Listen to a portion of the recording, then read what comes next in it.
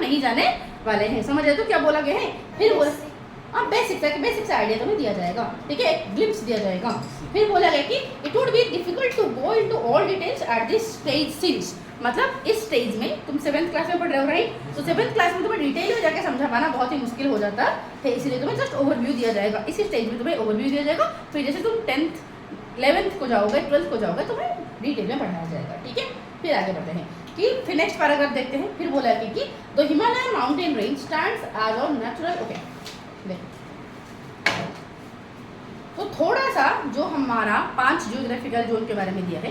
First दिया है कि the Himalayan mountain range stands as a natural barrier in the north, while the Thar desert in the Arabian sea marks it western limits, ठीक है। To the south, the Indian Ocean, and to the east, the Bay of Bengal form a natural boundary. And these geographical features create a separation between India and the rest of the continent, and have played a crucial role in shaping India's climate, culture, and history. देखो क्या बोला है, ये जो paragraph तुम्हारा, ये कौन सा पैराग्राफ तुम्हारा है? Second paragraph, third paragraph, third paragraph right. इसका लिख लो फटाफट। थर्ड पैराग्राफ में क्या बोला है? थर्ड पैरा में हमारा दिया गया है कि जो इंडिया का जो जियोग्राफिकल फीचर हमने अभी देखा, वो सारे जियोग्राफिकल फीचर के वजह से इंडिया का क्लाइमेट डिफरेंट हुआ है। कैसे देखो, फॉर एग्जांपल ये मेरा इंडिया का मैप अगर मैं इसे बना दूं नॉर्मल सा, ठीक है, ये मेरा साउथ में है और ऊपर वाला तो है ही है, ठीक है, ऊपर वाला तो है ही है, ठीक है। देखो तुम अगर देखोगे ऐसे ही बना दोगे, ठीक है। तो अब यहाँ पर अगर देखूँ तो मैं यहाँ पर कौन सा, यहाँ पर और इधर तीनों साइड से पानी गिरा हुआ है, तीनों साइड से क्या गिरा हुआ है? पानी गिरा हुआ है। तो इस साइड में कौन सा है? बे ऑफ बंगाल। यहाँ पर कौन सा पाया जाता है? Indian ocean. यहाँ पर कौन सा पाया जाता है? अरेबियन सी, ठीक है। ये तो हो गया। यहाँ पर आता है तुम्हारा थार डेजर्ट, यहाँ पर आता है कौन सा? थार डेजर्ट। यहाँ पर कौन सा है? डेजर्ट। यहाँ पर कौन सा हो गया? डेजर्ट एरिया आ गया। यहाँ तक हमारा पानी रहा, फिर यहाँ से डेजर्ट शुरू हो गया, फिर हमारा यहाँ पर तो डेजर्ट तो होगा, फिर यहाँ से हमारा शुरू हो गया माउंटेन। कौन सा हो गया यहाँ पर? Himalayan mountains. ये हिमालयन माउंटेन्स हो गया, हिमालयन माउंटेन्स हो गया, ठीक है, समझ गया तो अच्छे से। फिर देखे तो फिर बोला गया कि तो Himalayan mountain range stands as a natural barrier in the north. बोला कि जो हिमालयन माउंटेन है नॉर्थ में एक बाउंड्री की तरह खड़ा हुआ है कि नहीं? बताओ।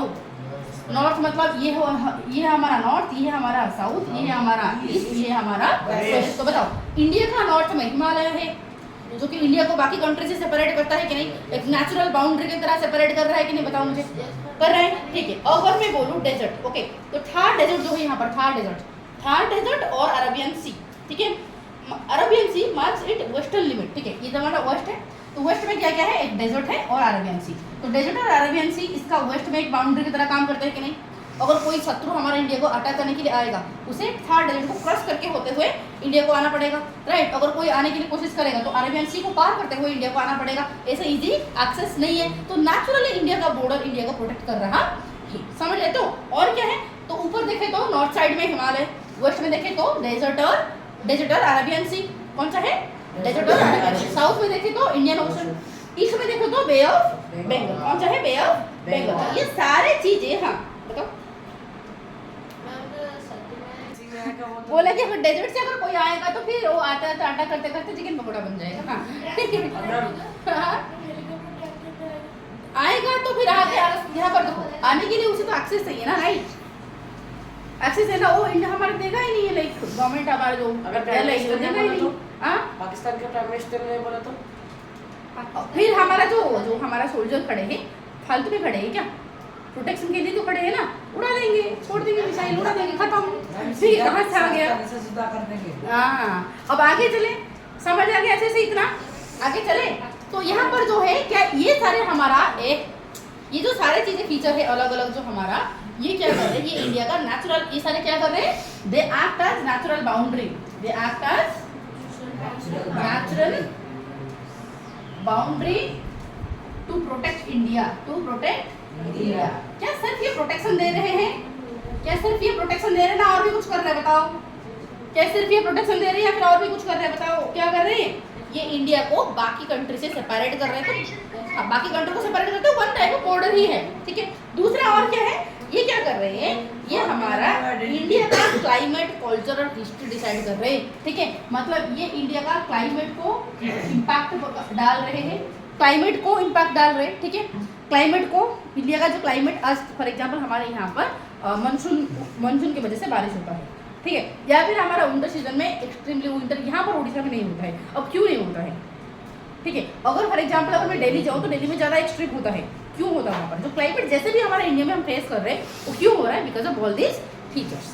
सो फॉर एग्जाम्पल इस साल हमारा गर्मी बढ़ेगा, क्यों बढ़ेगा, ये सारे जियोग्राफिकल फीचर्स के बढ़े वजह से कुछ होने वाला है, इम्पैक्ट होने वाला है, समझ आए। तो ये सारे जियोग्राफिकल फीचर क्या कर रहे हैं, इंडिया का क्लाइमेट को अफेक्ट कर रहे हैं और इंडिया का कल्चर को भी अफेक्ट कर रहे हैं। कोई मुझे बोलेगा कि कल्चर को कैसे अफेक्ट कर रहे हैं मैम, फॉर एग्जाम्पल हम उड़ीसा में हम क्या खाते हैं समर सीजन में, पकल खाते हैं, क्यों खाते हैं, क्यों खाते हैं, गर्मी की वजह से। तो गर्मी की वजह से ओके, जो गर्मी है क्यों हो रहा है गर्मी, बिकॉज उड़ीसा का लोकेशन ऐसी जगह पर है, राइट। तो उड़ीसा का लोकेशन इस जगह पर है कि वहाँ पर गर्मी होगा, और गर्मी होता है इस वजह से हम खाना खाते हैं क्या, पखाल, इस वजह से हम कॉटन कपड़े पहनते हैं, व्हाइट कपड़े क्लॉथ्स आजकल पहन रहे हैं, राइट। तो इसीलिए क्यों हो रहा है, ये जो फूड है, फूड कल्चर हमारा किस वजह से हो रहा है, इन सारे जियोग्राफिकल फीचर्स की वजह से डिसाइड हो रहा है। सपोज उड़ीसा हमारा यहाँ ना होकर जम्मू कश्मीर में होता तो क्या हम पखल खाते, क्या हम पखल खाते कि बताओ, नहीं खाते। अगर हमारा यहाँ ना होके सपोज फॉर एग्जाम्पल हमारा लक्षद्वीप में या फिर अंडमान निकोबार में होता तो क्या हमारा फूड कल्चर ऐसे होता, तो that's how it affects our culture, समझ आ गया अच्छे से।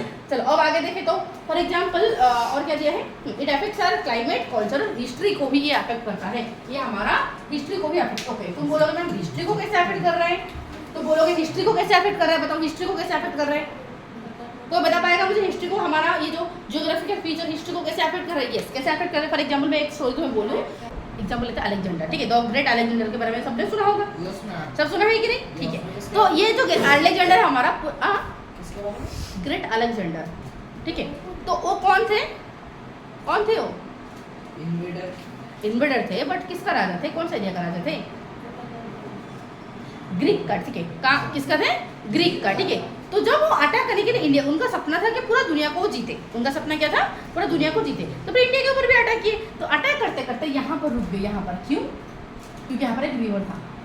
तो अगर नदी ना होता हिस्ट्री कुछ और नहीं होता, अगर ये रिवर ना होता तो रिवर को क्रॉस करके वो आराम, मतलब रिवर ना होता तो आराम से अटैक करके पूरा इंडिया को कैप्चर कर लेते कि नहीं, रिवर की वजह से वो लौट के चले गए, उनका सोल्जर मना कर दिया, आगे हम नहीं बढ़ पाएंगे, समझ आया। तो दैट्स हाउ हमारा geography affects our history, culture and climate, got it. हाँ बताओ, क्योंकि नदी में बहुत ज़्यादा पानी आ गया था और सोल्जर पूरा आते आते अटैक करते करते थक गए थे और आगे नहीं बढ़ पाए, तो मना कर दिया हम इस नदी को क्रॉस नहीं कर पाएंगे, लौट के जाना पड़ा उन्हें। नाउरिया को बुला रहे थे कि और नाउरिया भी इंडिया का ही थे, ठीक है, और डुबा देता लेकिन नदी में, ठीक है। अब आगे समझ रहे हैं, तो अच्छे से कोई बात, इतनी सी बात अच्छे से क्लियर हुआ, तो क्या बोलने के लिए कोशिश किया गया बताओ, लॉन्ग स्टोरी शॉर्ट पूरा अगर मैं तुम्हें रिवाइज करूँ तो हमने शुरू में क्या पढ़ा, श्री अरबिंदो का एक कोटेशन पढ़ा जहाँ पर बोला गया कि इंडिया का जो जियोग्राफी है वो डिस्टिंक्ट है, डिफरेंट है फ्रॉम अदर कंट्रीज, जो कि इंडिया को एक स्पेशल पहचान देता है।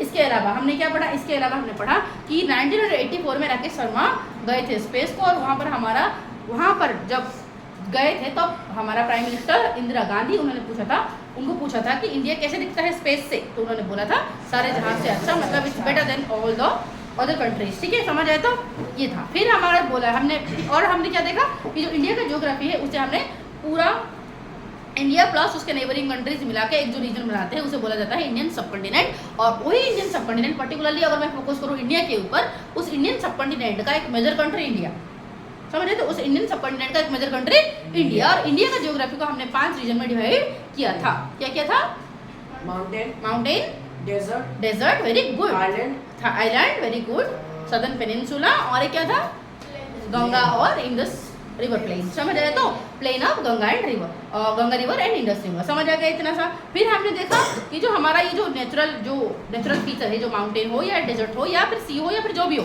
ये सारे फीचर्स हमारा इंडिया को प्रोटेक्शन भी देते हैं, नेचुरल बाउंड्री की तरह भी काम करते हैं, साथ साथ ये सारे हमारा कल्चर को, ये सारे हमारा क्लाइमेट को, अपार्ट फ्रॉम दैट हमारा हिस्ट्री को भी अफेक्ट करते हैं।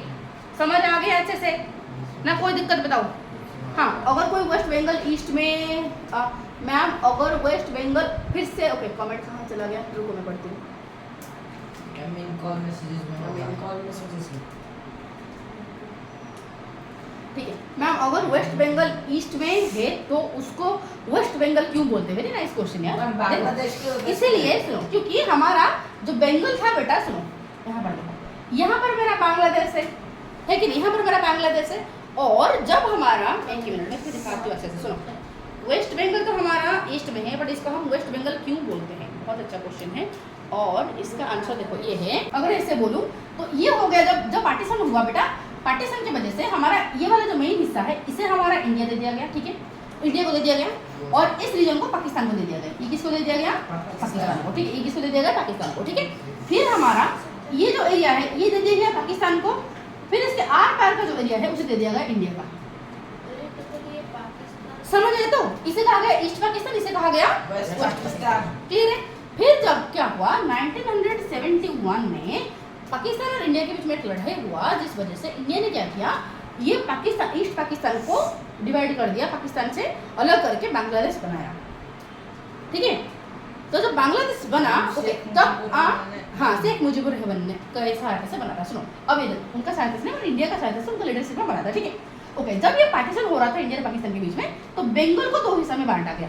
बंगाल बिल्कुल बीच में आ रहा था, तो बंगाल को जो बांटा गया, ये वाला बंगाल दिया गया पाकिस्तान को, ये वाला बंगाल दे दिया गया इंडिया को। तो बंगाल का ये वाला हिस्सा ईस्ट वाला बंगाल चला गया पाकिस्तान को, वेस्ट वाला बंगाल आ गया इंडिया को, इसलिए तब से बोला जाता है ये वेस्ट बंगाल। समझ आया? तो ओके तो इतनी सी बात क्लियर हो गया।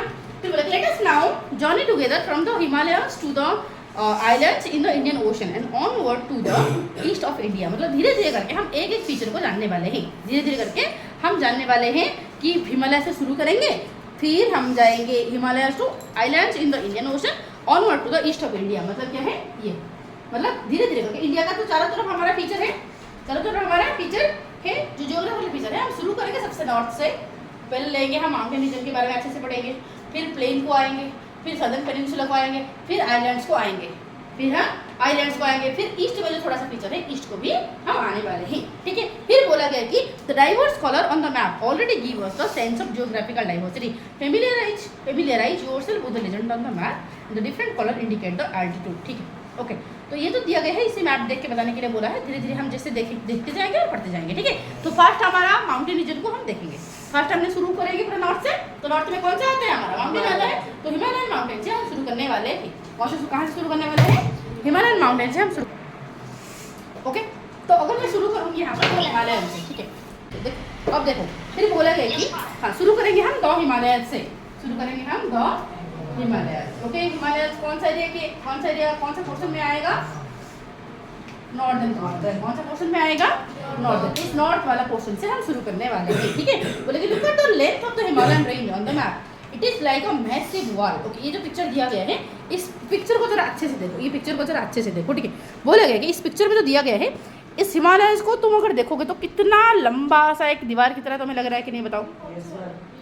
ये वाला पिक्चर को तुम देखोगे तो एक लंबा सा दीवार की तरह तुम्हें लग रहा है कि नहीं? बताओ। उसके ऊपर भी डिजाइन। हाँ तो क्या एक मैसिव, मतलब बहुत ही ऐसे बोल सकते हैं हम, किसी ने एक बड़ा सा दीवार को खड़ा कर दिया, ठीक है। किसी ने एक बहुत बड़ा सा दीवार को बीच में खड़ा कर दिया, ऐसे लग रहा है, ठीक है। तो अब देखेंगे कि from the legend you can gauge the altitude at different concept at different points of Himalayas, ठीक है। ओके ये बोला कि देखने के लिए बोला है मैप, हम देखेंगे एक एक करके देखेंगे, ठीक है। वेट मत करो, सॉरी वर्ड मत हो, एक एक करके हम देखने वाले हैं, ठीक है। फिर बोला कि लेट्स रिमेंबर में क्या बोला है कि the Himalayan seem to touch the sky. अगर तुम हिमालय को देखोगे, हिमालय का हाइट इतना ज़्यादा है, ऐसे तुम्हें लगेगा कि जैसे कि आसमान को टच कर रहा है, ठीक है।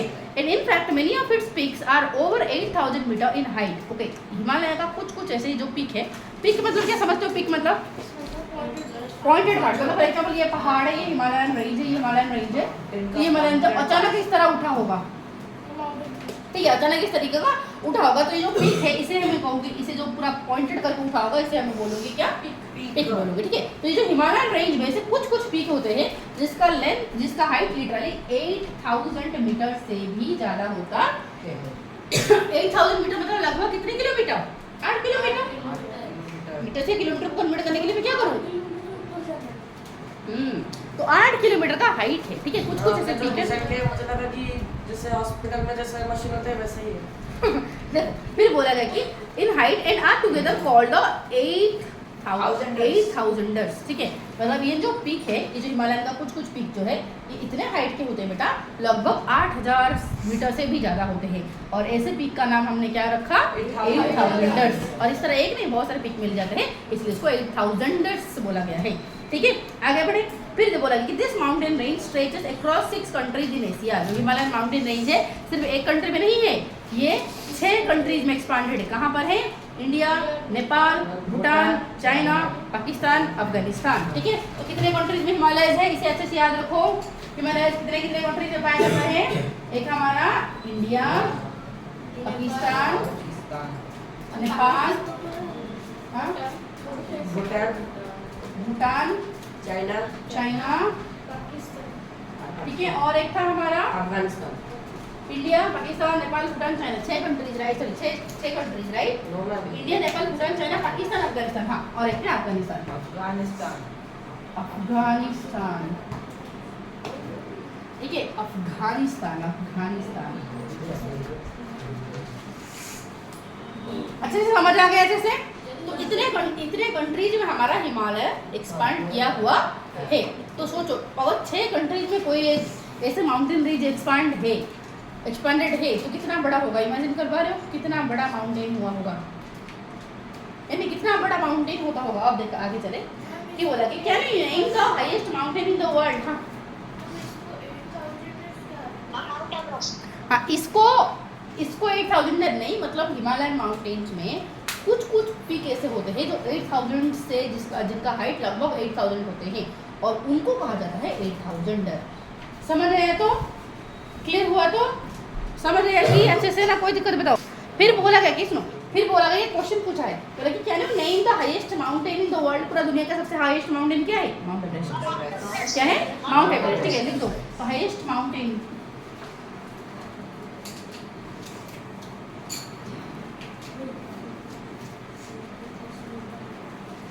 इन द वर्ल्ड,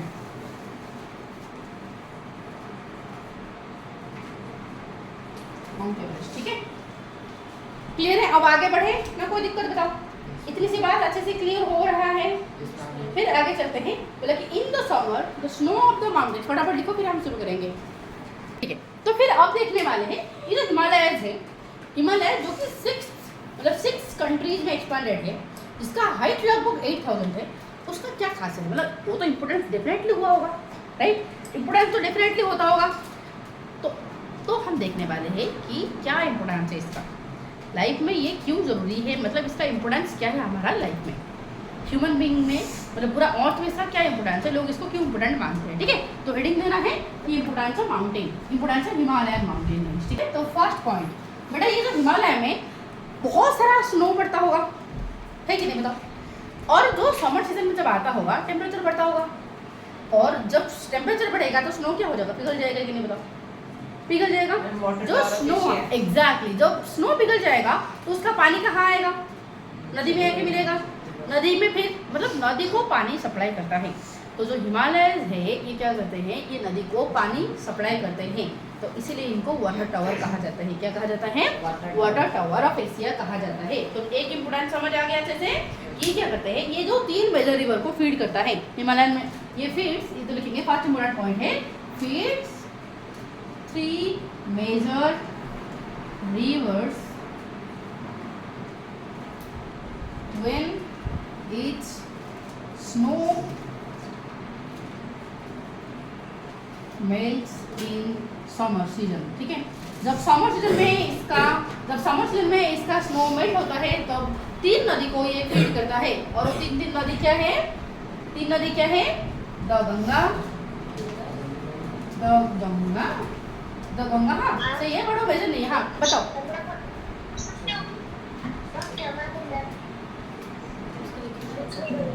ठीक है, अब रेडी? बताओ। तो क्या है? एक तो गंगा रिवर और इंडस रिवर और ब्रह्मपुत्र रिवर, ठीक है। गंगा, इंडस एंड ब्रह्मपुत्र, ठीक है। इन 3 नदी को ये फीड करता है। दैट्स व्हाई That's why तो लिखेंगे feeds 3 major rivers when it snow melts in summer. तो Ganga, Indus and Brahmaputra river को ये फीड करता है. तो अगर कोई नदी को पानी सप्लाई करता है तो मतलब ये वाटर दे रहा है. तो वाटर आ रहा है इस वजह से इस वजह से हम हिमालय को क्या कहते हैं, वाटर टावर ऑफ एशिया कहा जाता है. क्या कहा जाता है? ओके. तो क्या मुझे बोल पाओगे क्या सिर्फ ये 3 नदी को पानी देता है? सिर्फ 3 नदी को पानी सप्लाई करता है, फिर और भी नदियाँ हैं, और भी नदियाँ हैं. तो ये 3 मेजर है, ये 3 मेजर है. इसके अलावा जमुना है, इसके अलावा बाकी सारे बहुत सारे झेलम है, सरस्वती, हाँ इसलिए बड़े बड़े हैं. ठीक है. तो इनका जो ट्रिब्यूटरीज इनकी जो मतलब जो नदी हिमालय से निकलते हैं, मिक्स हो जाते हैं. हाँ जो नदी हिमालय से निकलते हैं और इनके साथ मिलते हैं उन्हें कहा जाता है इनका ट्रिब्यूटरीज. क्या कहा जाता है? इनका ट्रिब्यूटरीज. ठीक है. और छोटे छोटे और ट्रिब्यूटरीज को भी हिमालय पानी फीड करता है, जिस वजह से इनको क्या कहा जाता है? ओके. वो पानी की वजह से अगर नदी को पानी आया तो फिर उस नदी का पानी को हम पीने के लिए, नहाने के लिए, राइट, और फार्मिंग करने के लिए, इंडस्ट्री के यूज़ करने के लिए इतने सारे यूजेस में लाते हैं. तो कितना इंपॉर्टेंट है सोचो. अगर हिमालय ना होता तो पानी नहीं होता, और पानी नहीं होता तो गंगा का जो गंगा रिवर, इंडस रिवर और ब्रह्मपुत्र रिवर वो नहीं होता. अगर वो नहीं होता तो उस एरिया में जो फार्मिंग हो रहा है क्या वो हो पाता? अगर वो नहीं हो पाता क्या लोग वहाँ पर रहते? तो क्या वो एरिया प्लेन एरिया होता? नहीं होता. तो एरिया डेजर्ट बन चुका होता. समझ आया? तो कि that's why Himalayas are very very important. ठीक है. तो इसलिए लिखेंगे. ओके. तो यहाँ से 2 मार्क का क्वेश्चन भी आ सकता है बेटा. 2 मार्क का क्वेश्चन कि why are Himalayas called water towers of Asia. ठीक है. हिमालयस को हम वाटर टावर ऑफ एशिया क्यों कहते हैं? ठीक है. Why are Himalayas called water tower of Asia. ठीक है. फटाफट इस क्वेश्चन को लिखो साइड में और मार्क कर दो. मैं बोल रही हूँ मार्क करने के लिए, करो. ठीक है. क्वेश्चन लिखो फटाफट साइड में. ये 2 मार्क का आ सकता है. कितने मार्क का ये आ सकता है? 2 मार्क के लिए आ सकता है एग्जाम में. ठीक है. क्विक करो. समझ आ गया? ये वाला क्वेश्चन तुम्हारा 2 मार्क के हिसाब से आएगा. ये वाला क्वेश्चन जो है क्यों इंपॉर्टेंट है, ये भी 2 मार्क या फिर 3 मार्क के हिसाब से आ सकता है. तो इसका जो आंसर है 5 पॉइंट हमने देखा कि it feeds 3 rivers, 3 major rivers. और वो नदियाँ जाके फर्दर क्या करते हैं, जब वो नदी को पानी आता है फिर वो नदी से क्या होता है, वो नदी क्या करते हैं, प्रोवाइड करते हैं पानी for drinking, washing, farming, industrial use के लिए वो नदी से पानी यूज होता है. That's why they are very very important. That's why Himalayas are very very important. Apart from that अगर वाटर का पर्सपेक्टिव से, हाँ और वाटर का पर्सपेक्टिव से देखें तो ये इंपॉर्टेंस है. बट अगर इसका कल्चरल इंपॉर्टेंस भी है, इसका कल्चरल इंपॉर्टेंस भी है. कल्चरल इंपॉर्टेंस क्या है? इसका कल्चरल इंपॉर्टेंस क्या है?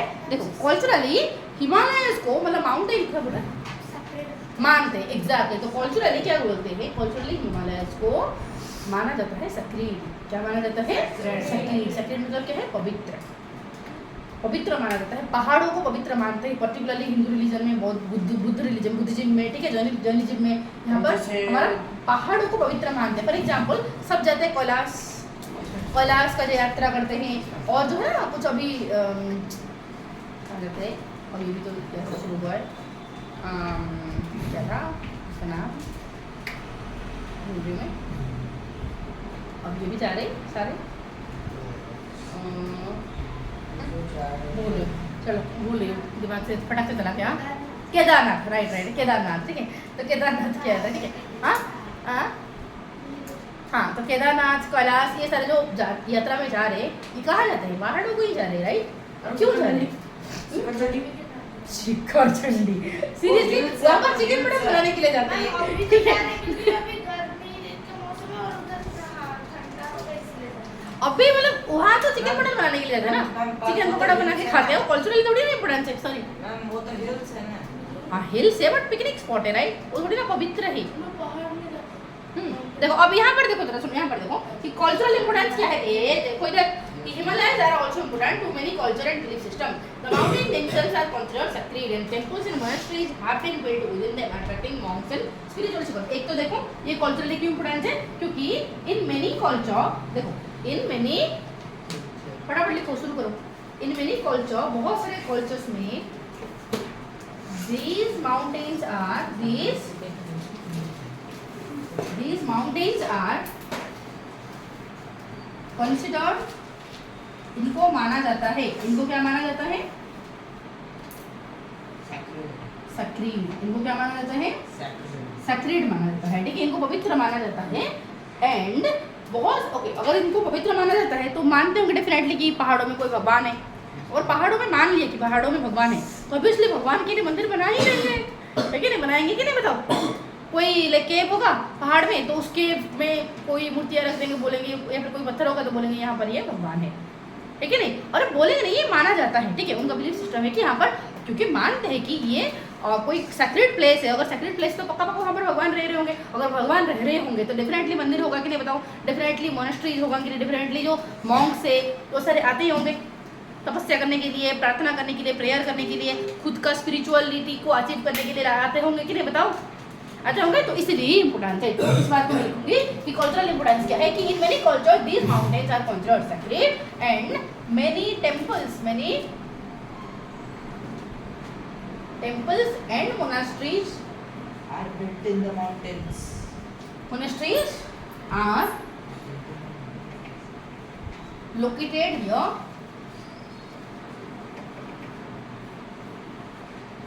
that भेज लो सुनो, that attract many monks, ठीक है? ये बहुत सारे सन्यासियों को, मतलब बहुत सारे मॉन्क्स को और स्पिरिचुअल सीकर को अट्रैक्ट करता है to pray and meditate, to pray and meditate, तपस्या करने के लिए, स्पिरिचुअलिटी को अचीव करने के लिए इन सारे जगहों को आते हैं। That's why also Himalayas are important from cultural perspective, ठीक है? फटाफट इसे लिखो।